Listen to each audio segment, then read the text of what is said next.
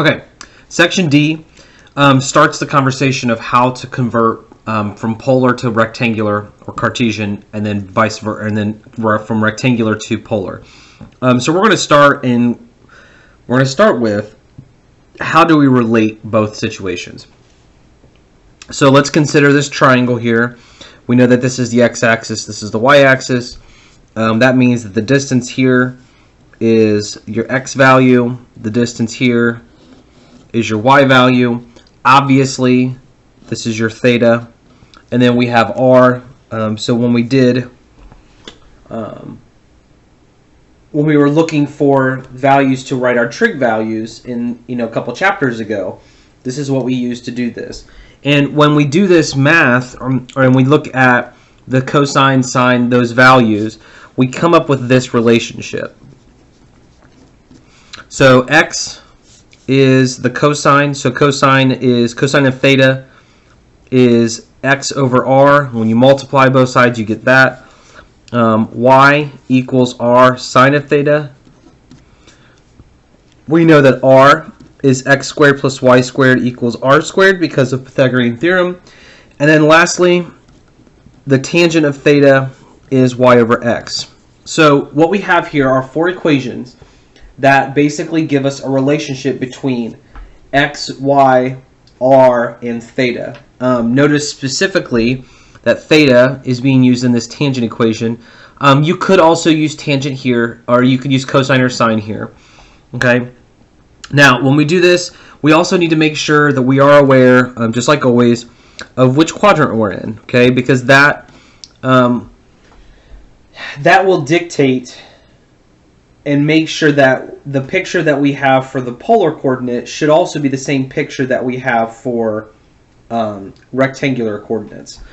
So the four at the bottom, these are polar coordinates, and we're going to convert them from polar to rectangular. Okay, and so the first thing is we're going to use these two equations here at the top, r cosine theta and r sine of theta. All right, so the first one, we know that this is r and this is theta. So x equals r times the cosine of theta, which is 4 times the cosine of 0. Okay, cosine of 0 is 1, so we get x is 4. Y is equal to r times sine of theta, which is 4, times the sine of 0, which is 0. Now, is this right? Well, let's think about what this looks like in polar. In polar, we go up 0, and then we go over right 4. Okay? Here, it's the same thing. So in this situation, and pretty much most situations, when you have a 0 as your angle value, it's pretty much going to be the point. Now, I say that, but I also threw 2 in here that tend to throw you off. So let's look at the second one here. Okay? X is equal to r cosine of theta, which is 2 times cosine of negative pi. Now remember, cosine is an even function, so the cosine of a negative pi is the same as the cosine of pi. Okay, cosine of pi is 1. Okay, so where is pi on the unit circle? Pi is over here. That is the coordinate, what is that? Negative 1, 0. Cosine is the x. Okay, so it's negative 1, excuse me. So this is 2 times negative 1, which is negative 2. Y is r sine of theta, which is 2 times the sine of negative theta. Sine is an odd function, so that makes this a negative sine of theta. Sine is y, which is 0, so we get 0. So the coordinate here is negative 2, 0, which makes sense considering the fact that if we're looking at where this is located, we're going over, all the way negative pi, and we're going 2 units out. So it should be that point right there. Okay? All right, I'm going to go down to this one here because there's a similar thing here. So in this case, r is negative 3. And then theta is 3 pi over 2. Now, 3 pi over 2, come back up here. 3 pi over 2 is here. Okay, so that is 0, negative 1. So the cosine of 3 pi over 2 is the x, which is 0. So I get 0. Y equals r sine of theta, which is negative 3 times the sine of 3 pi over 2. Sine of 3 pi over 2 is negative 1.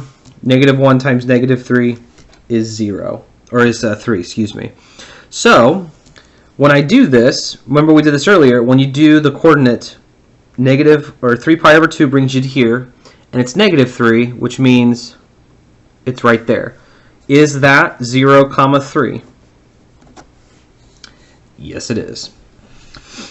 And then finally, we've got negative 8, comma pi over 3. So x equals r cosine of theta, which is negative 8 cosine of pi over 3. Okay. So we think about this, again, with our right triangle stuff that we should probably have memorized by now. If I have 30, 60, so this is 1, radical 3, 2. Pi over 3 is 60 degrees. So the cosine of that is 1/2. So negative 8 times 1/2 is negative 4. Y is r sine of theta. So negative 8 times the sine of pi over 3. Sine of pi over 3 is radical 3 over 2,